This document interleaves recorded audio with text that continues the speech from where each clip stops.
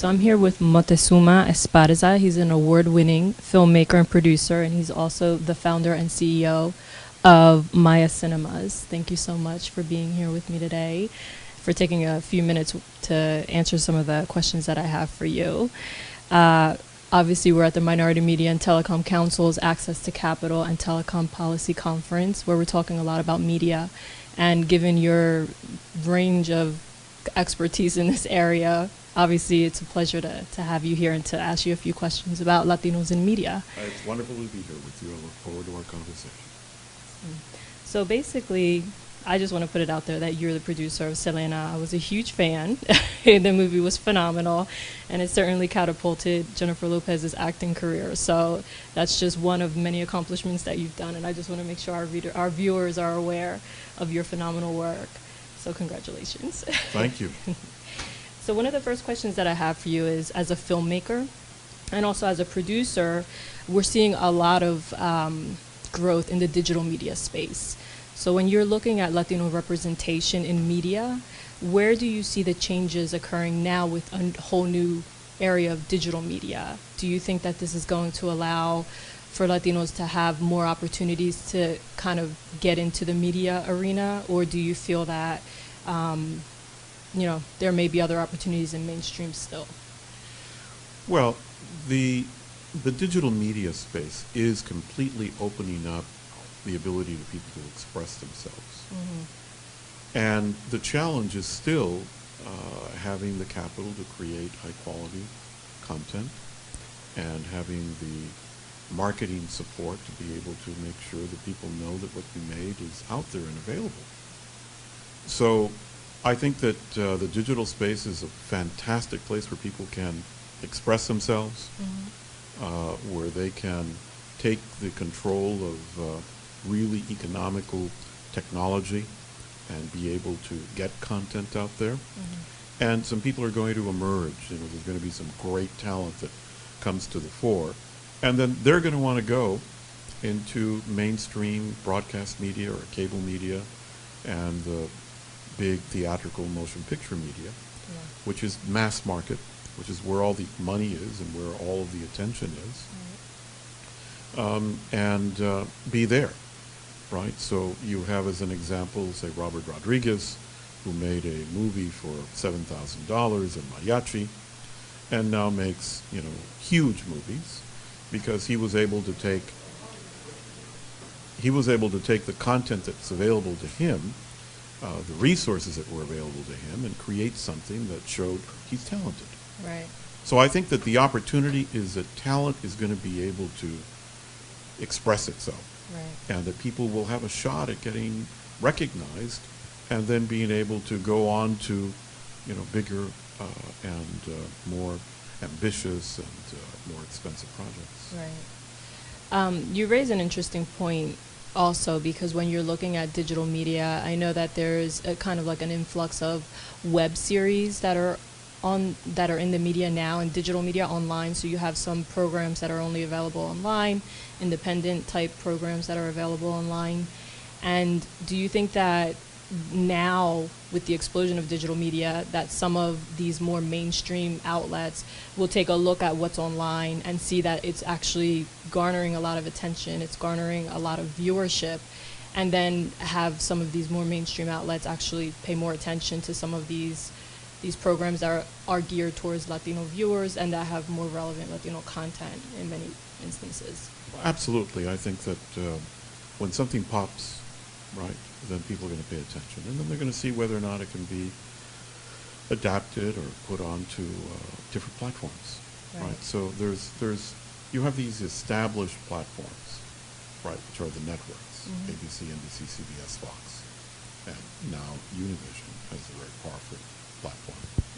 Okay, so, and then you've got all the cable platforms, which are the FX, USA, Comedy Central, and then the pay channels, HBO, Showtime, and Stars. All of these are the platforms that have existing audiences and that have the budget and have the marketing pool and the access. And then you have these new competitors, which of course are the Hulus and the Netflix and Amazon, which are creating an over-the-top or around the around the wall to get content out. But all of them are looking for high-quality content. The next best thing. Yeah, so it's this high-quality content takes money. Yeah. And so what you do have, what I think is exciting is that this digital space is allowing people to show they have talent. Mm-hmm. And then by getting that talent recognized, they can move to new platforms. Right. So with your background, you've done a lot of producing, you've done a lot of writing.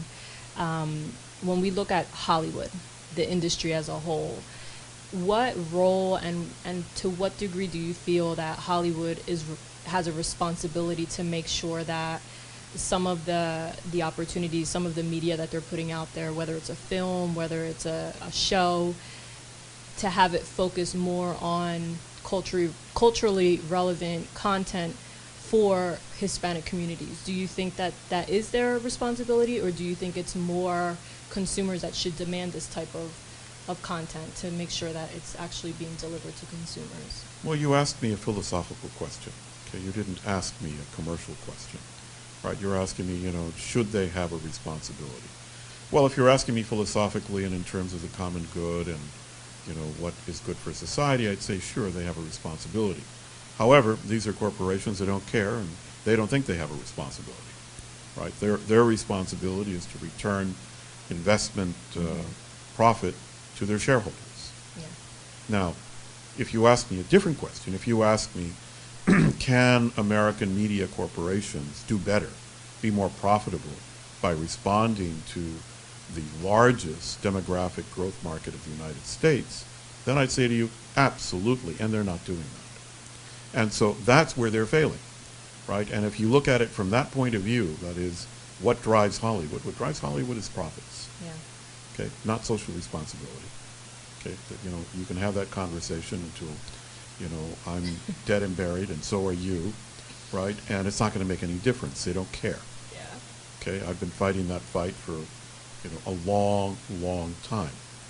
All right, so the opportunity right now is to talk about they can make more money by representing us, Mm-hmm. by including us, because we're the largest market in the country that's growing. Right. And they're not doing it. And so those that do are going to prosper. Those that do are going to return greater profits. And those that do are going to succeed. And those that don't are going to fail because we are the largest new market. Right.